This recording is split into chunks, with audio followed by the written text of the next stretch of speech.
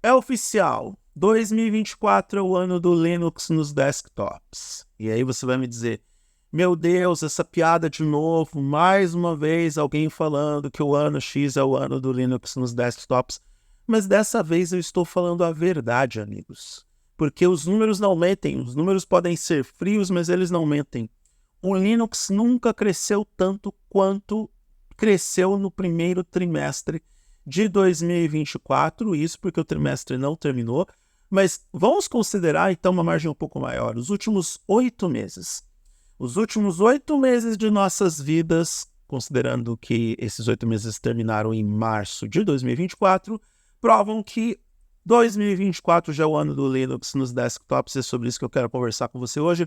Seja bem-vindo, bem-vindo ou bem-vindo, eu sou Eduardo Moreira e você está no targethd.net, um blog especializado nos principais temas de tecnologia do Brasil e do mundo. Se você gostar do que vai ouvir nos próximos 10 minutos, é só você se inscrever nesse canal, dar o like para o YouTube perceber que eu existo, clicar na sineta para receber as notificações de novos vídeos e compartilhar esse conteúdo com amigos e familiares. Bom, o que acontece?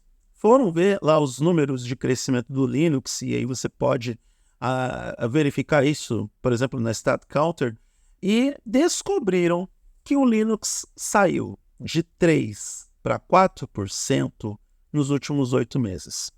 Foi o crescimento mais rápido da história do sistema operacional no dispositivo desktop.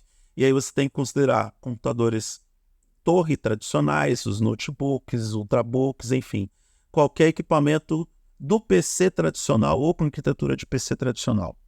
O que está acontecendo? Muitas coisas, e isso é muito positivo para o mundo da tecnologia como um todo. Para começo de conversa, está muito mais fácil instalar o Linux nos computadores do que era há 15, 20, 30 anos atrás. Muitos se afastaram do Linux porque ele era um sistema muito complexo para as configurações iniciais.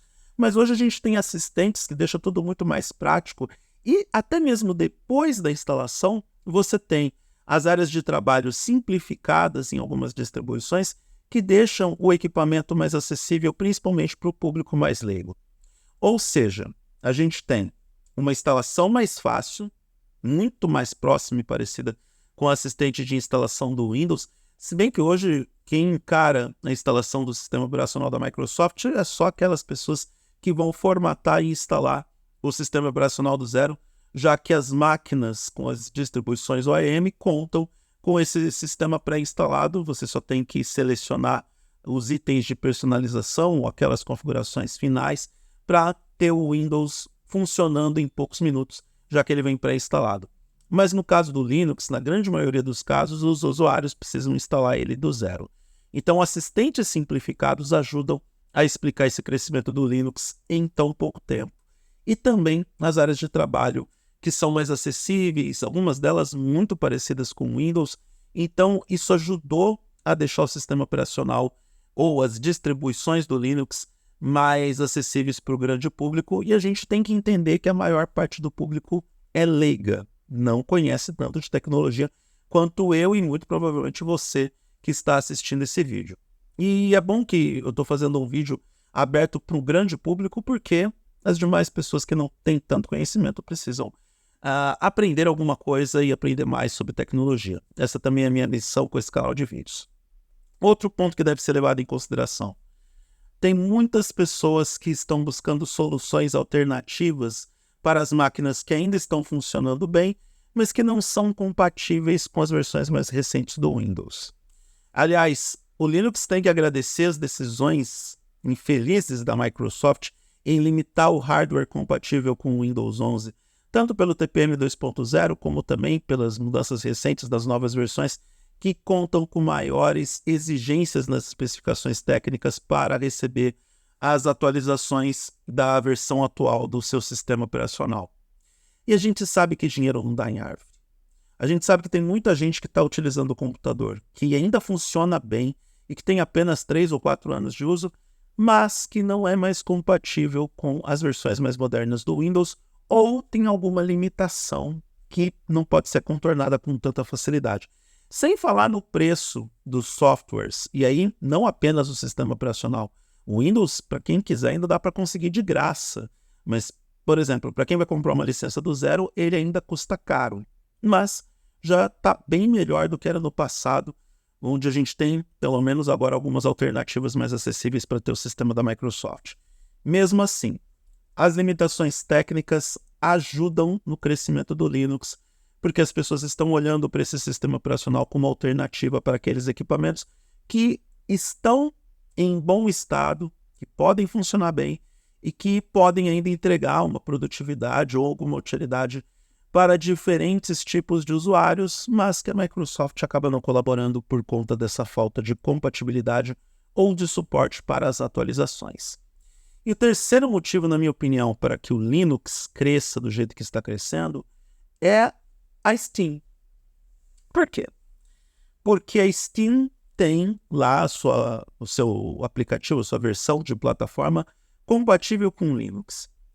E outros desenvolvedores estão vendo no Linux uma alternativa para você criar plataformas de jogos, seja por streaming, seja por instalação e execução, mas principalmente por streaming ou por plataformas fechadas via download. Você faz o download dos jogos e executa através desse ambiente dentro do sistema operacional aberto. Então, os jogos de videogames e essas plataformas alternativas também estão ajudando a impulsionar o Linux de uma forma até inesperada nos desktops. Também devemos levar em consideração que o Steam Deck conta também como personal computer. Ele só está no formato portátil e compacto, mas ele tem a arquitetura de um computador. E é por isso também que esses consoles portáteis estão se popularizando, porque eles são móveis, eles são portáteis e podem rodar jogos AAA por conta das suas arquiteturas de hardware e especificações técnicas.